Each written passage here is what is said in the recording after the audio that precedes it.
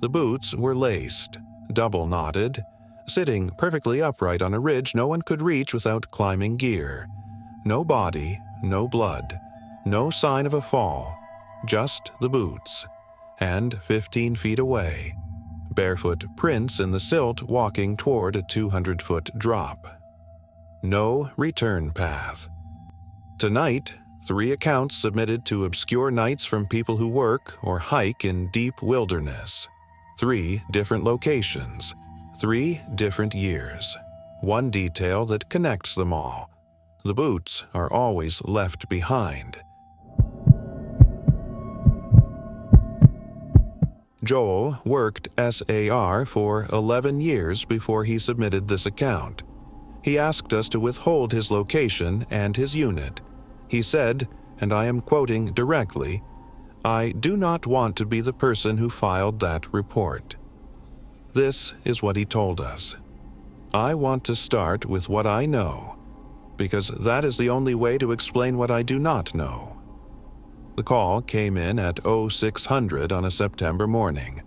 A solo hiker, experienced, well-equipped, registered permit, full communication gear. He had a PLB and a Garmin. He was not someone who made rookie mistakes. His name was Marcus. That is not his real name, but it is what I will call him. At 4:53 a.m., his Garmin sent a location ping. Not a distress signal, just a standard update. The coordinates put him on a ridge that, by our trail maps, should have taken him at minimum 8 hours to reach from his last confirmed camp position. He had been moving for 6 hours. We reached those coordinates at 11 a.m. 6 hours after the ping. I want you to understand the geography before I tell you what we found. The ridge sits above a canyon with a sheer drop on the eastern face. There is one approach trail. It requires technical climbing equipment in the final 300 meters, equipment that was not on Marcus's gear list when he registered his permit. We found his boots, sitting upright on the ridge, laced, double knotted, the way you set boots down carefully. Not dropped, not kicked off, placed. The insoles still had the shape of his feet pressed into them from the day's walking. His Garmin was beside them, powered off. His PLB was still clipped to the outside of his pack, which was leaning against a rock approximately 4 feet from the boots. Every piece of emergency communication he owned, sitting there, placed. Alongside the boots, he had carefully removed and set down before whatever happened next. I am an 11-year SAR veteran. I have worked over 200 operations. I have seen bodies at the base of drops. I have seen gear left behind by people in distress. I know what a crisis scene looks like. This did not look like a crisis scene. This looked like someone who had decided to stop. 15 feet from the boots, the silt on that ridge is very fine, the kind of surface that holds prints perfectly. We found footprints, barefoot, starting at the point where the boots were sitting and walking in a straight line toward the eastern drop. One set of prints going forward, no prints returning, no body at the base of the canyon. I want to be specific about that because the absence matters. The canyon floor was searched. Air, ground, dogs. The rock face was checked. There was no physical evidence that anyone had gone over that edge. My dog, 8 years on the unit, more recoveries than I can count, reached the point where the barefoot prints began and sat down. He did not bark. He did not alert. He sat down and looked at me and would not cross the line where the boots were sitting. In 11 years, I have never seen him do that. Marcus's case was never officially closed.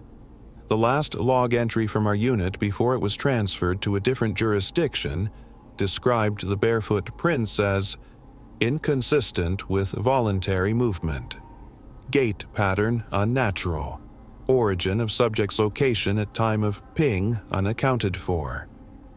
Unaccounted for. That is the official language for something no one knows how to categorize. I transferred units 6 months later. Marcus has never been found. If the boots were placed deliberately and the prints walked toward a drop with no body at the base, what stopped at that edge? And what didn't? Drop your answer below. Obscure Nights exists because accounts like Joel's deserve to be heard. If you are not subscribed, do it now. We are building something that matters, and the next account is already waiting. Dana is not a search and rescue professional. She is a trail runner who has logged over 3,000 miles in backcountry wilderness across multiple regions. She submitted this account 8 months after it happened. She said she waited because she needed to be sure she was not misremembering. She is sure. I do not scare easily. I want to say that first because I know how this sounds. I have run trails alone in the dark since I was 23 years old. I know what an animal sounds like. I know what exhaustion does to perception. I know the difference between fear that has a source and fear that has no source at all. What happened on the morning of July 14th had no source. I was 12 miles into a solo trail run. Pre-dawn start, I run with a headlamp, a satellite communicator, and enough emergency kit that I have given other runners gear off my body and still had redundancy. I am not reckless. I am prepared.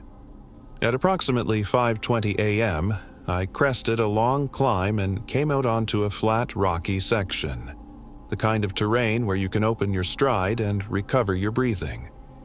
The headlamp was unnecessary by then. Dawn light was coming through the tree line to the east. There was a pair of boots in the middle of the trail. Not beside the trail, not kicked to one side, in the center, laced and upright the way you would set them on your doorstep. I stopped. I looked around. I called out. The wilderness around me was completely silent. And I mean the specific kind of silence that is wrong. The kind where you notice the birds are gone and the insects are gone and the air itself feels held. Experienced outdoors, people know that silence. It is not peaceful. The boots were a men's trail runner. Expensive, well-worn. The tread read like someone who put serious miles on them. There was no pack nearby, no clothing, no sign of a camp. I circled the area. Approximately 20 feet north of the boots, in a section of soft earth near a drainage channel, I found footprints. Barefoot, men's size, I would estimate 11 or 12. The stride pattern was regular, unhurried. Whoever made those prints was not running, not stumbling, walking at a measured pace. The prints came from the north. They walked to where the boots were sitting, and then they continued south, away from the trail, into terrain that had no path, no markers, nothing. I followed them for approximately 40 meters before I stopped. I stopped because the prints changed. Not the direction, not the stride, the depth. The last 6 prints I could see before the ground became too rocky to hold impressions. They were deeper than the ones before them.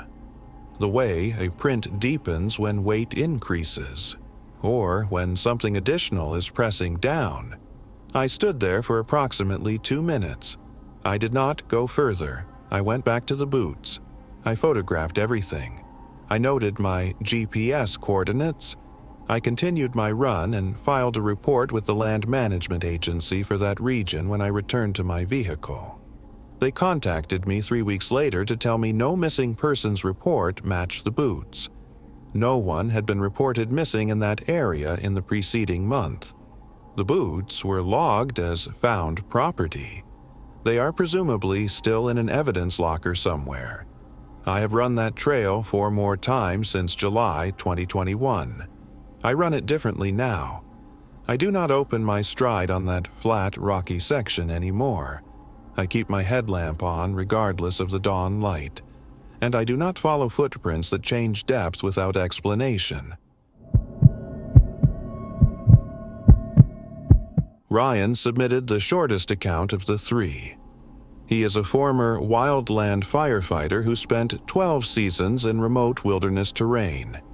He said, and again I am quoting directly, "I am not a person who tells stories like this. I am telling this one because I need someone else to know it happened." This is what he told us. October. 12 days into a solo backpacking route I had planned for 2 years. No one else on the trail. Weather was holding. I was in good shape. Day 12 of 14. 2 days from the end. I came around a switchback at approximately 2 p.m. and nearly walked into them. 2 pairs of boots, side by side, laced, upright, sitting in the center of the trail as if someone had arranged them there deliberately. The pairs were different sizes, one larger, one smaller, both well used, both laced with the same careful double knot. No packs, no clothing, no camp debris, no sign of anyone. I stood there for a long time. I am not someone who frightens. 12 seasons in wildland fire means you develop a relationship with danger that most people do not have. You learn to assess a situation and act on the assessment. I assessed the situation for approximately 10 minutes and could not produce an explanation. I photographed everything. I documented the GPS coordinates. I searched the surrounding area for approximately 30 minutes, calling out periodically, checking for any sign of distress or camp or human presence. Nothing. What I did not photograph, and I wish I had, was what I found when I looked at the trail surface more carefully before I left. The silt on either side of where the boots were sitting held prints. Barefoot. 2 sets this time.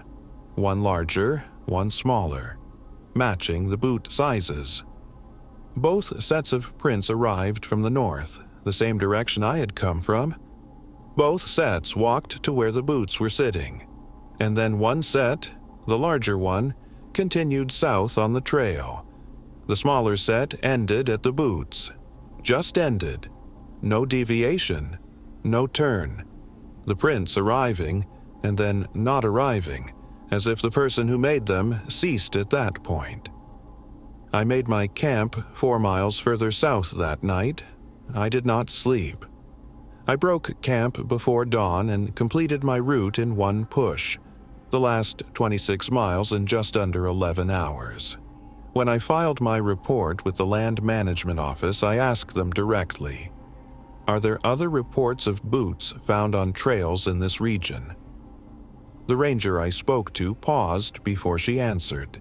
She said, "We do not comment on ongoing land management matters. That is not a no. I have thought about the smaller set of prints every day since October 2022, not the larger set that continued south. That set I can almost find an explanation for, however inadequate. It is the smaller set that ended at the boots that I cannot leave alone. 2 people walked to that point. One continued. One didn't. What is the explanation that fits all of the physical evidence? I want to know what you think. Drop it below. And if you have submitted or want to submit an account to Obscure Nights, the email is in the channel bio. Every account that reaches us gets read. Every one. 3 accounts, 3 locations, 3 years spanning 2019 to 2022. Joel's 11-year SAR career could not categorize what he found on that ridge. Dana's 3,000 miles of backcountry experience told her to stop following those footprints before she could explain why. Ryan's 12 seasons of wildland fire, terrain, and danger his entire professional life kept him awake 4 miles from where he found those boots and moved him 26 miles in a single push to get out. These are not people who frighten easily. That is a detail worth sitting with. Here is what these 3 accounts teach you practically. If you find personal gear, boots, pack, emergency equipment, placed deliberately in a trail center with no person and no camp nearby, do not assume it is lost property. Document the GPS coordinates immediately. Photograph everything before you touch anything. Note the surrounding ground for prints or disturbance. Then report it. Not eventually.